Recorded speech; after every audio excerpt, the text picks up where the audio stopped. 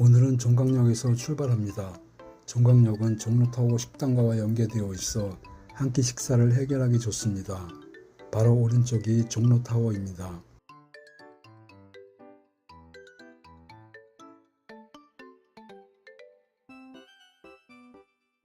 종강역 3-1번 출구로 나서면 공평도시 유적전시관이 나오는데 바로 왼쪽에 마을버스 정류장이 보입니다. 거기서 02번 마을버스를 타고 감사원에서 내려서 오늘의 여행을 떠나보겠습니다.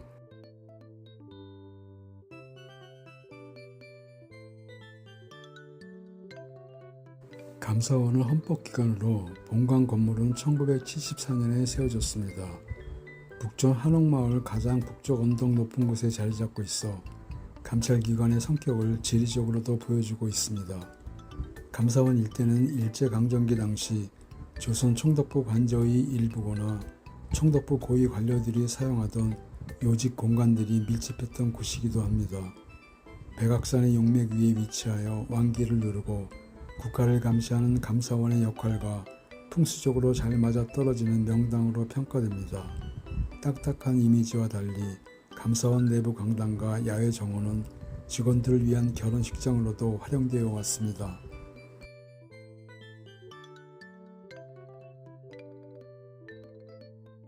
감사원 담장을 따라 내려가시면 삼천공원 입구가 나옵니다.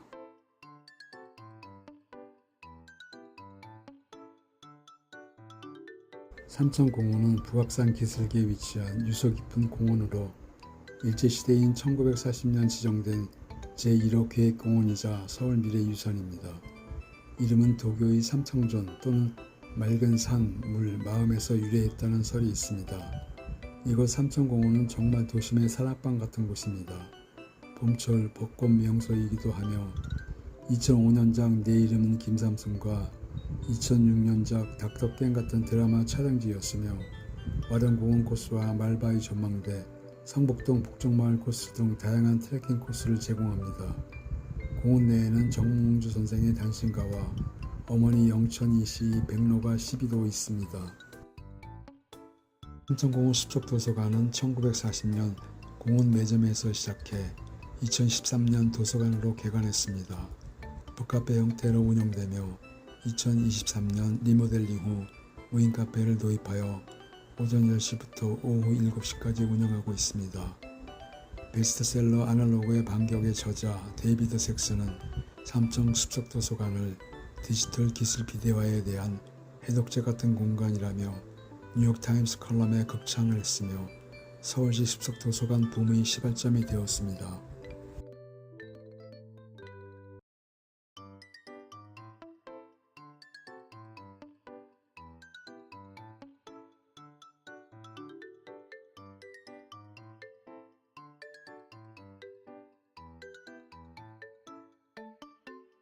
이곳 삼천공원은 기분이 좋아지고 머리가 맑아지는 곳입니다.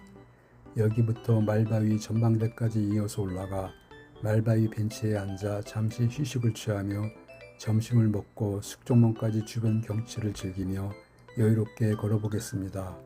그리고 북악산 자락의 고즈넉한 삼청동 성북동 라인부터 성곽길을 타고 낙산공원을 넘어 대학로 마로니에 공원까지 이어지는 동선을 이어갈 건데요. 자연, 역사, 예술, 그리고 도심의 풍경이 완벽하게 조화를 이루는 최고의 걷기 여행 코스가 될 것입니다.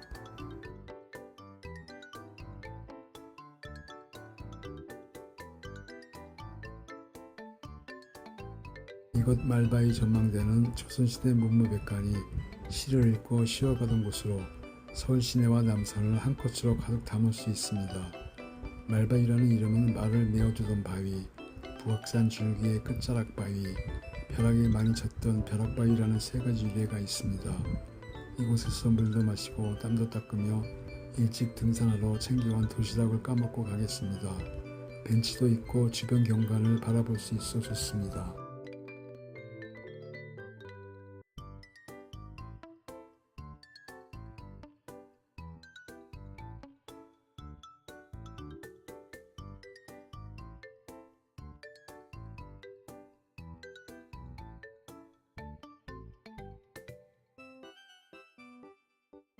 몇 년 전에는 이곳에서 출입증을 받았는데 지금은 그냥 통과합니다.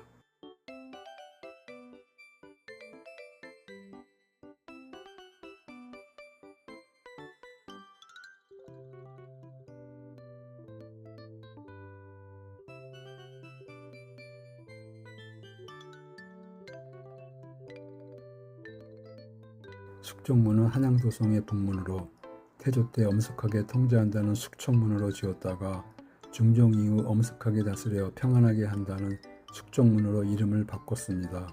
가뭄시에는 물과 음을 상징하는 북문인 숙종문을 열고 남문인 숭례문을 닫았으며 문을 열면 음기가 성해 도성 여인들이 풍기가 문란해진다 하여 보통은 닫았다는 속설도 있습니다. 1968년 1월 21일 김신조 무장공비 침투 사건 이후 청와대 경비 강화를 위해 북악산 일대가 폐쇄되었다가 2006년부터 일반에 개방되었습니다. 계단 오른쪽 삼청터널은 삼청동과 성북동의 출입문 같은 곳입니다. 이 터널은 단순한 교통로가 아닌 안보 목적이 강했던 터널로 1968년 1월 21일 무장공비 사태 이후 청와대 방어와 군사 수송을 위해 북악스카이웨이와 함께 건설되었으며 민간인 통제 구역이었으나 1970년에 개통되었습니다. 저기 보이는 교보 건물은 교보생명의 교육시설인 디지털 교육센터로 사용되었던 곳입니다. 최근 교보생명 계열사가 해당 건물을 매각했으며 교보생명의 교육센터로 계속 활용하기 위해 재매입했습니다. 이 지역은 교보생명과 연관이 깊은 곳입니다. 무산선원은 시조 시인이자 설악 무산 스님이 화합과 상생 정신으로 설립했으며 약 55평 규모의 요사제 공간에는 설악 무산 스님이 생전 가사와 사리함 그리고 스님이 직접 남긴 글, 서화, 시, 10여 점이 상설 전시되어 있습니다. 숙종문을 넘나들 때 무심히 지나치기 쉬운 곳입니다.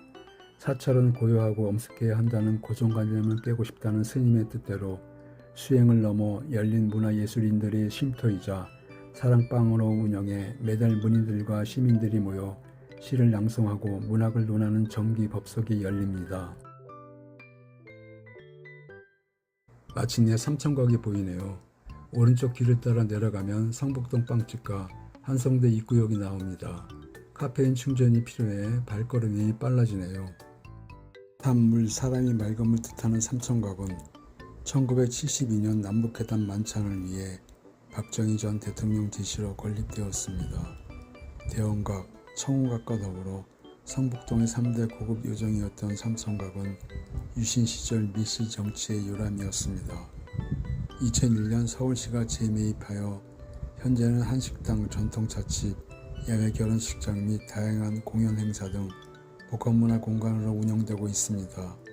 안국역 5번 출구와 한성대 입구역 6번 출구에서 무료 셔틀버스를 이용할 수도 있습니다. 이 작품은 2020년 12월 세상을 떠난 양귀비 화가 고 이혜자 화백의 작품입니다. 과거의 화려함을 회상하는 것 같기도 하고 세잔한 과거를 돌아보는 것 같기도 하고 아무리 들여다봐도 질리지 않는 마음 한구석이 차분해지는 그림입니다.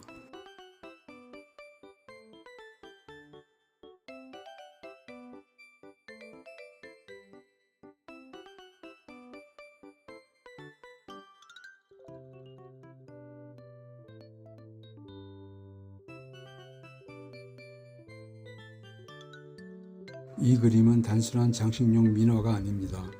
한국 전통 회화의 대표적인 주제 십장생도입니다.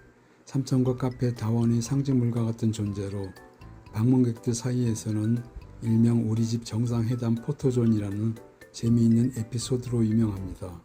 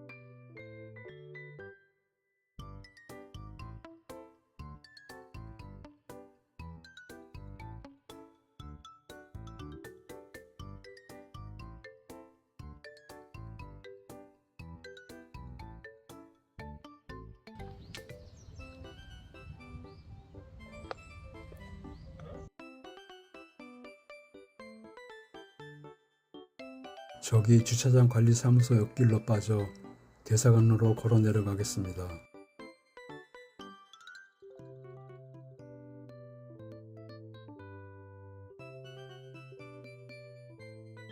이곳은 서금 변정화 기념미술관으로 변정화 화백의 옛 자택이자 아틀리에입니다. 2000년에 별세한 서금 변정화 화백은 한국적인 서정과 문학적 기풍을 독창적인 조형어법으로 풀어낸 대한민국 대표 서양화가입니다. 영광과 평화란 벽화가 세종문화회관 체인버홀에 전시되어 있고 1978년 세종문화회관 개관 당시 제작 설치된 대형 벽화로 변정화 화백의 특유의 질감 표현과 두상적 요소를 바탕으로 전쟁의 비극과 평화에 대한 염원을 담아낸 대표적인 대공공 미술 작품입니다. 서울교통회관에는 대형 벽화인 부조 및 요철 회화가 설치되어 있습니다. 대표작으로 돈키호테 연작 등 다수가 있으며 1971년 상파울루 비엔나 출품작 돈키호테 이후 50 독재자가 당시 중앙정보부 검열에 걸려 출품이 불발되기도 했습니다.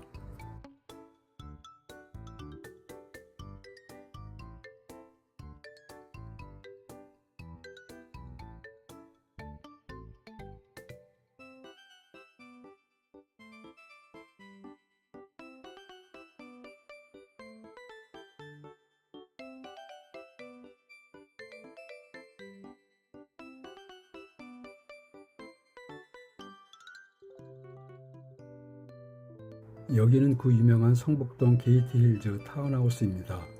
지하 1층, 지상 2층 규모의 12가구가 자리하고 있으며 평균 대지는 160에서 170평 정도입니다. 세대까지 가능한 주차장은 갤러리로 꾸며져 있으며 유럽형 단독 복층 구조로 개별 정원과 루프탑이 있어 단독주택의 장점과 아파트 관리의 편의성을 모두 갖추고 있습니다. 주변이 낮은 층고로 주거 환경이 프라이빗하며 주변 외교관조 연계 순찰, 통제소, 열화상 감지 센서, 패닝룸 등 최고 수준의 보안 시스템도 갖추고 있습니다. 매매는 자산가들의 사생활 보호를 위해 철저한 VVIP 비공개 매매 방식으로 중개법인 럭스하우스나 엠플레이스 등을 통해 진행된다고 합니다.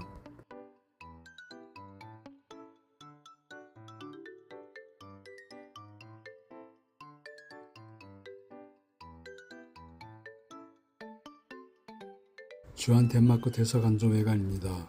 덴마크 왕실 문장이 그려진 붉은색 표지판이 담벼락에 부착되어 있으며 모던하고 심플한 건축 양식과 함께 큼직한 창문이 특징인 건물입니다.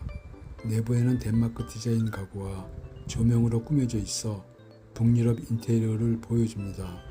대사관조에서는 일반적인 외교연회 외에도 인공학문 환자들을 위한 한덴 장로 관리 세미나 같은 매우 구체적이고 이색적인 보건의료 행사가 열리기도 합니다. 오늘 둘러볼 삼청터널 입구부터 길상사 주변까지 이어지는 성북동 330번지 일대 약 10만 평 부지는 원래고 신영호 교보생명, 당시 대한교육보험 창업주의 소유로 교보생명이 1970년대 후반부터 1990년대에 걸쳐 이 일대를 고급 주택지로 개발하며 정재계 자산가들에게 대규모로 땅을 매각했고 이때 부동산 업계와 주민들 사이에서 교보단지, 성북동 330번지라는 별칭으로 불리게 되었습니다. 여기 교보단지에는 현대사 속 권력 유착 및 법적 공방에 얽힌 거대한 에피소드가 숨어 있습니다.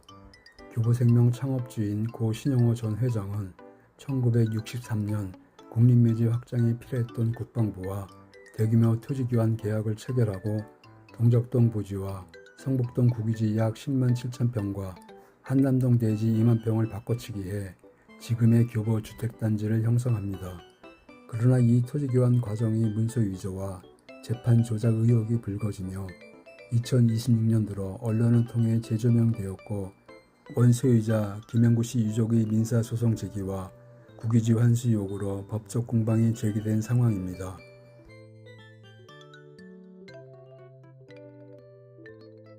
우리 옛돌 박물관은 천신일 관장이 40년간 수집한 문인석, 동자석, 장승 등 다양한 석조 유물과 해외 환수 유물을 전시하고 있습니다. 드라마 눈물의 여왕 촬영지로도 알려져 있으며 눈물의 여왕 드라마 속에서 주인공 백현우와 홍혜인을 비롯한 재벌과 퀸즈그룹 식구들이 모여 사는 대저택이 외관 및 입구 배경으로 등장하기도 했습니다. 용인에서 이전하여 현재 성북동에 자리 잡았으며 환수유물관, 동자관, 야외 전시실 등이 주요 볼거리입니다. 관람 시간은 오전 10시부터 오후 5시까지이며 성인 7,000원, 중고생 5,000원, 초등생 이하 3,000원의 입장료가 있습니다. 월요일은 휴관입니다.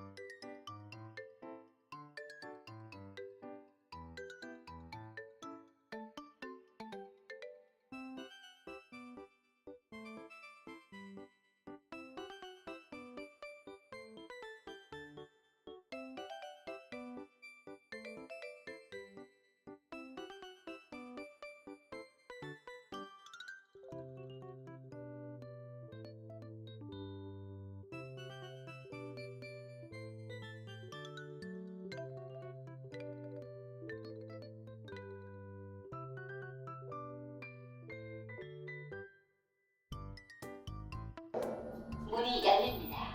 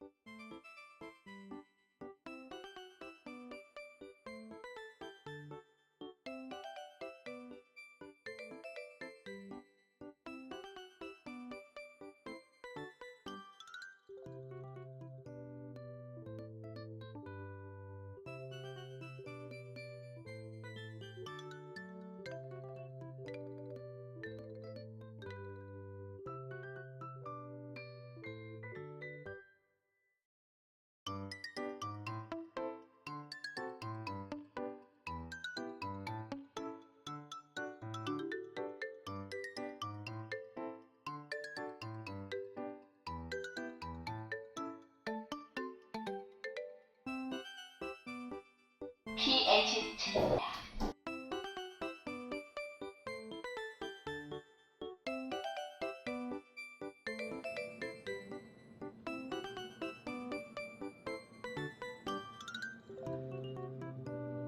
이것은 밝은 달빛 아래 비단을 펼쳐놓은 듯한 형세인 완사명호형 명당으로 비단은 고귀함과 부의 상징으로 학문적 성취가 뛰어난 인재나 대보호가 끊임없이 배출되며 험준한 북한산과 북악산의 강한 산세의 기운이 숙정문을 거쳐 내려오다가 성북동 330번지 부근 골짜기에서 완만히 멈추며 응축되어 혈자리를 형성하는데 330번지가 바로 그 핵심 자리에 위치해 있는 명당이라고 풍수가들은 말합니다. 성북동에는 성락원 마을, 교보단지 330번지, 하계바다 마을, 그리고 꽁이바다 마을 등 여러 고급 주택단지가 있습니다.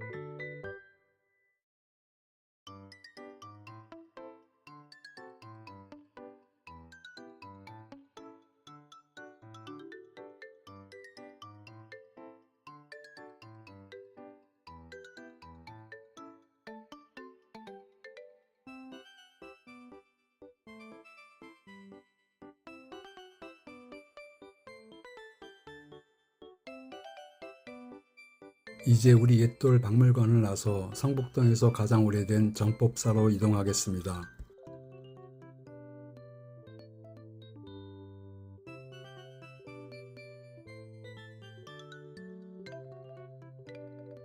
이 일대는 현대그룹, GS, 두산 등 국내 대기업 총수 일가와 중견기업인, 세계 각국의 대사관자가 밀집해 있으며 다수의 연예인들이 거주하고 있습니다.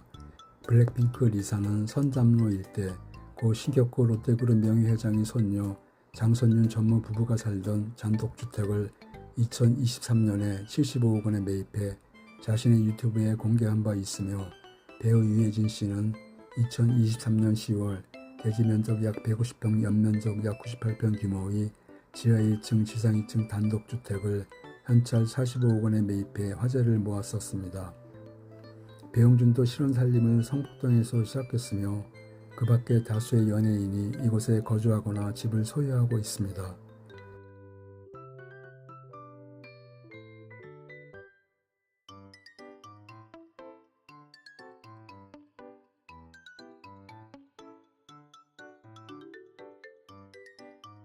정법사는 조선 후기 북초남으로 창건되어 1960년 성북동 현 위치로 이전된 사찰로 성북동에서 가장 오래된 절이라는 상징성을 가지고 있습니다.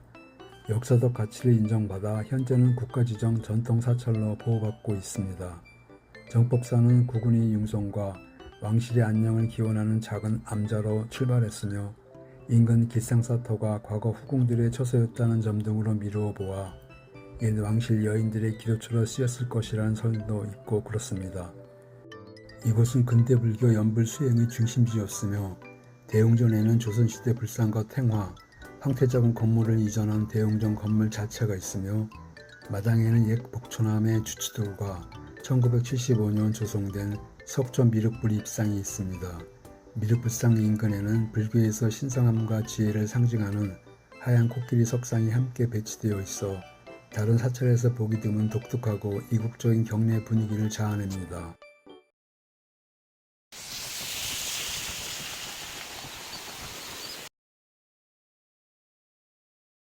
저기 독일연방공화국 관저는 1977년 독일연방건설청이 직접 설계하고 건축 자재까지 전부 독일에서 공수해와 지은 오리지널 독일식 건축물입니다.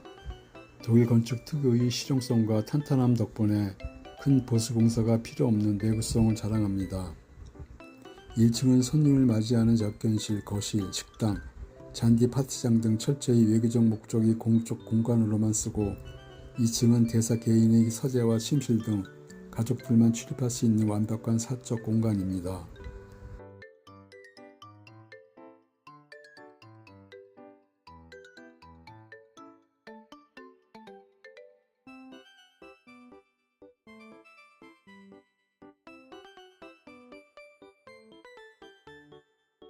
이제 한국가구박물관 쪽으로 이동합니다.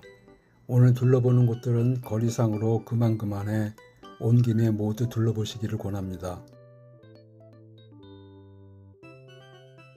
여기 한국가구박물관은 정일영 전 외무부 장관과 한국 최초 여성 변호사인 이태영 박사의 딸 정미숙 관장이 설립했으며 부지 및 건물 소유와 수집품 운영 모두 정미숙 관장의 남편이자 제남기업 창업주 고 심상진 회장의 아들인 심철씨 일가와 정미숙 관장 가문에서 맡아온 사립박물관입니다. 한국가구박물관은 사라져가는 전통 주생활 문화의 가치를 보존하고 알리기 위해 설립되었습니다. 박물관 내부 유물의 보호와 고즈넉한 관람 환경 조성을 위해 100% 사전 예약제와 전문 가이드 투어로만 운영됩니다. 열체의 한옥과 2,500여 점의 전통 목가구를 소장하고 있으며 착용 미학을 체험할 수 있습니다. 가구는 그것이 놓이는 공간인 한옥과 유기적으로 연결되어 있을 때 진정한 아름다움과 쓰임새가 나타납니다. 가구 수집에서 시작된 관심은 자연스럽게 한옥으로 이어졌고 전국 각지에서 개발로 인해 철거되거나 멸실 위기에 처한 고택 열체를 매입했습니다. 기와장 하나까지 번호를 매겨 성북동 부지로 옮겨온 뒤 못을 쓰지 않는 전통 방식으로 15년에 걸쳐 완벽하게 재조립 복원했습니다. 여기에는 일제 강점기 당시 변형되었다가 1970년대 창경궁 일부가 헐릴 때 나온 궁궐이 고제들도 포함되어 있습니다. 단순한 전시관을 넘어 한국 전통 문화의 정수를 세계에 알리는 민간 외교의 장으로 기능하도록 디자인되었고, 가구와 한옥 그리고 창문 너머의 자연 풍경이 어우러지는 착용 문화를 고스란히 살려 방문객들이 조상의 지혜와 미학을 깊이 체험할 수 있도록 돕고 있습니다.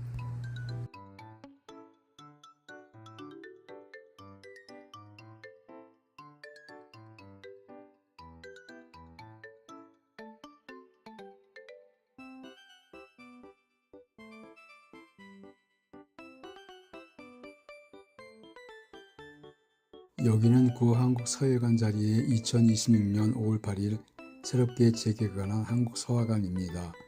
근방에 살고 있는 블랙핑크 리사가 한국서화관을 직접 방문해 전시를 관람하고 인증샷을 남겨 조용했던 성북동 골목의 미술관이 단숨에 핫플레이스로 떠오르게 되었습니다.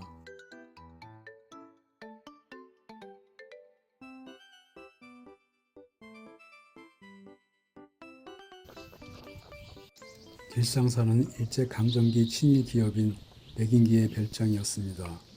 해방 후 김영한 여사가 사들여 서울 3대 요정 중 하나인 대원각으로 운영했으며, 법정 스님의 무소유에 감명받아 시가 1천억 원 상당의 대지 7천여 평 부지와 40동의 건물을 기증하였으며, 법정 스님은 이를 10년 만에 수락하여 1997년 길상사로 정식 창건했습니다.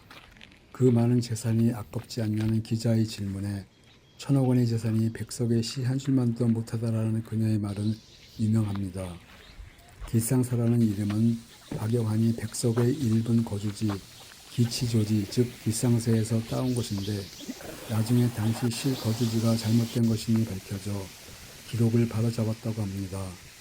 기명은 진향, 애칭은 자야, 본명은 길성화인 김영환은 1999년 83세의 나이로 별세했습니다. 그녀의 유언에 따라 유해는 눈 내리는 길상사 뒷길에 뿌려졌다고 합니다. 백석이 그녀를 그리며 썼다는 사랑시 나와 나타샤와 흰 당나귀 시비가 세워져 있습니다.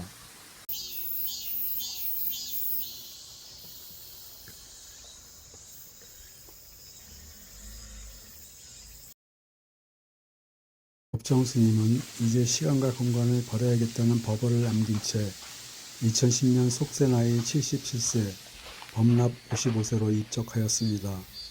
길상사에 가시면 대원각 연회장을 개조한 극락정과 종교 화합의 상징인 관세음 보살상, 법정 스님의 무소유 정신을 느낄 수 있는 진영각, 그리고 김영한 여사를 기리는 길성화 사당과 백석 시비는 꼭 둘러보셔서 절이 간직한 깊은 의미를 느껴보시기 바랍니다.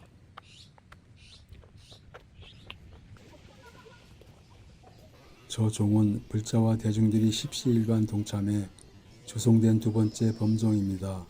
첫 번째는 375kg의 범종을 길성화 여사가 단독으로 시주 봉안했었습니다.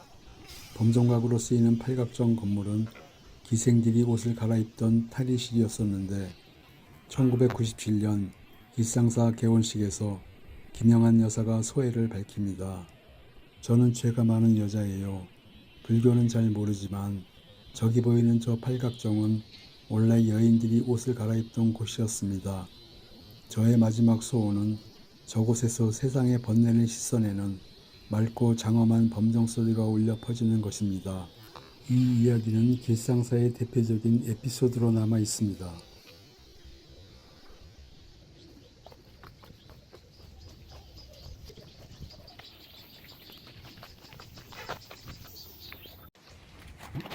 길상사를 바라보고 있는 저 건물은 스페이스 슈퍼노만이라는 복합문화 공간입니다. 1층은 갤러리, 2층은 카페로 전시와 촬영, 대관이 가능한 곳입니다. 평범한 속에 특별함을 추구하는 이름답게 1996년 창립된 역사 깊은 현대공간회의 조각 전시부터 젊은 작가 33인의 다층적 실험 전시까지 매번 장르의 경계를 허무는 독특한 기획을 선보이며 성북동의 숨은 아트 인큐베이터 역할을 하고 있습니다.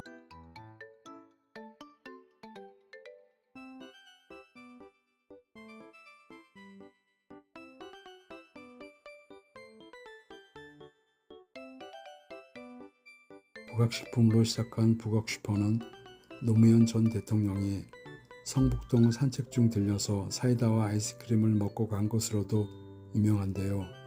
겉보기에는 정겨운 동네 슈퍼처럼 보이지만 근처에 해외 대사관조가 많은 지역 특성상 대사관 직원들의 요청으로 직수입한 다양한 외국 식재료와 닥터페퍼 체리맛 같은 이색 음료와 시나몬 토스트 크런치 같은 미국 시리얼 등 각종 캔 소스류들이 진열되어 있습니다.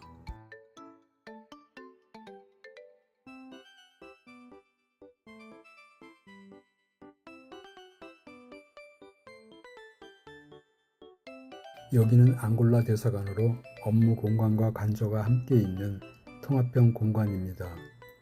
앙골라는 나이지리아에 이은 아프리카 제2의 산유국이자 엄청난 다이아몬드 매장량을 자랑하는 자원 부국입니다. 이 때문에 국제 유가 파동이나 공급망 위기 때마다 국내 대기업 총수들이나 정재계 인사들이 협력을 위해 비밀리에 이곳을 찾는 중요한 경제 외교의 숨은 요충지입니다. 저기 보이는 성북 빌리지는 1992년 10월에 건축된 지하 2층, 지상 3층 건물입니다. 총 5개 동, 단 19세대만 거주하며 한 층에 단 한 세대만 배치하여 사생활 보호에 신경 쓴 구조이며 1990년대 초반 서울에 불었던 타운하우스형 고급 빌라 열풍의 초창기 모델 중 하나입니다. 단지 내에는 수영장, 탁구장, 전용 창고 등의 편의시설이 갖추어져 있습니다. 성북동 단독주택지에는 유명 연예인이 많이 유입되었으나 빌라권에는 방송, 문화, 예술계의 중견 원로들이나 조용한 주거를 원하는 자산가들이 주로 거주합니다. 여기는 목단꽃이 피었습니다. 성북 쇼룸입니다. 연남동, 삼청동을 거쳐 성북동 단독주택 공간에 자리를 잡은 목단은 겉보기에는 일반 주택 같지만 내부로 들어가면 공간이 분리되어 있어서 1층은 시그니처 의류 제품, 2층은 자체 뷰티 브랜드인 휘에이지 화장품과 룸스프레이 리빙 제품들을 체험하고 둘러볼 수 있는 반전 매력이 있습니다. 주 4일 목금토일만 문을 열며 매월 마지막 주 일요일은 정규 휴무입니다. 단순한 옷가게라기보다는 한 가지 아이템으로 여러 코디를 제안하는 스타일링 기반 브랜드로 특히 대표님이 직접 해주는 스타일링은 100% 사전 예약제로 운영되고 있으며 몇 년에 한 번씩 쇼룸 마당이나 내부 공간에서 아카이브 제품과 샘플 피스를 저렴하게 내놓는 플리마켓을 오픈하곤 합니다. 이때 웨이팅은 치열하며 주차 공간은 없으니 공용주차장, 선잠주차장을 참고하시기 바랍니다.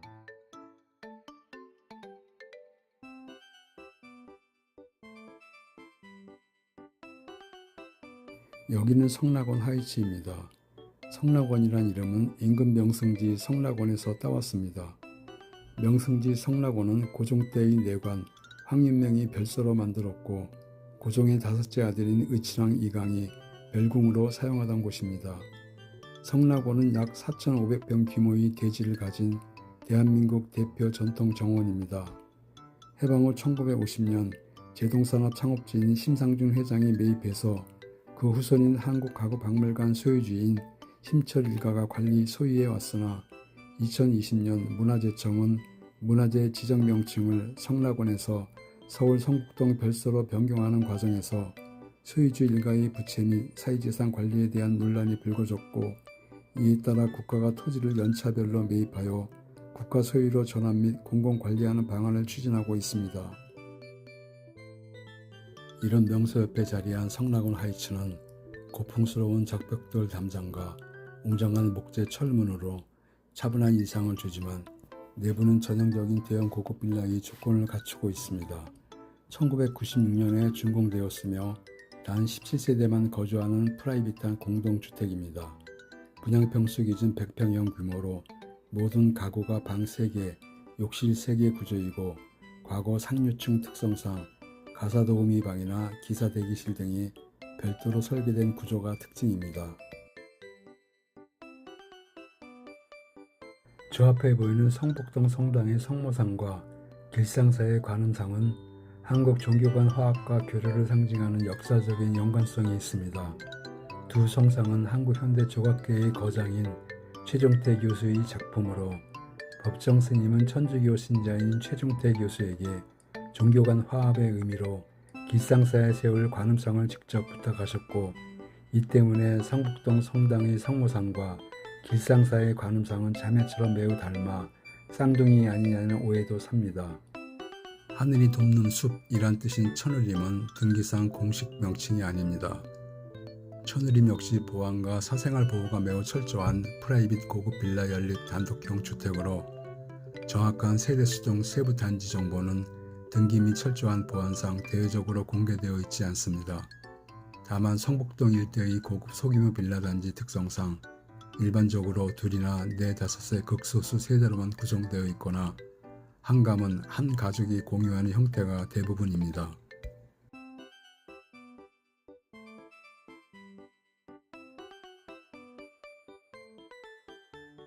이제 이 길을 따라 내려가시면 한성대 입구역이 나옵니다. 한성대 입구역 5번 출구역 건널목을 건너 한양 성곽길을 따라 낙산 공원으로 올라가겠습니다. 그럼 2부에서 뵙겠습니다.